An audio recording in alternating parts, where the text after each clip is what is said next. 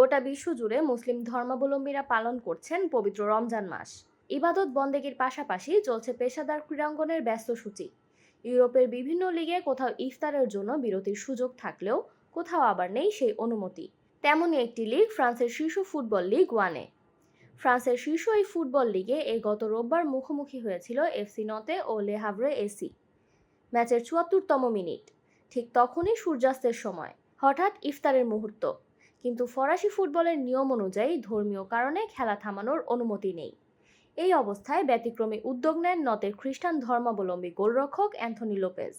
হঠাৎ করেই তিনি বাম হ্যামস্ট্রিং চেপে ধরে মাঠে বসে পড়েন, ইঙ্গিত দেন চোটের।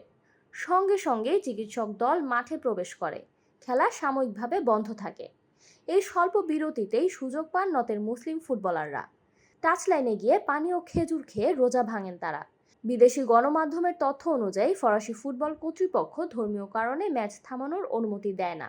ফলে সতীর্থদের ইফতারের সুযোগ করে দিতেই লোপেজকে নিতে হয় এমন কৌশলের আশ্রয়। তবে ইউরোপের সব লিগে পরিস্থিতি এক নয়। ইংল্যান্ডের ইংলিশ প্রিমিয়ার লিগে ২০২১ সাল থেকে সূর্যাস্তের সময় রোজাদার খেলোয়াড়দের জন্য রেফারিরা স্বল্প সময়ের বিরতির অনুমতি দিয়ে আসছেন। গোলকিক বা থ্রো ইনের মতো স্বাভাবিক বিরতিতে খেলোয়াড়রা টাচলাইনে গিয়ে ইফতার সেরে নিতে পারেন। স্বল্প সময়ের বিরতির পর অ্যান্থনি লোপেজ উঠে দাঁড়ান। দৃশ্যমান কোনো অস্বস্তি ছাড়াই আবারও ম্যাচে যোগ দেন।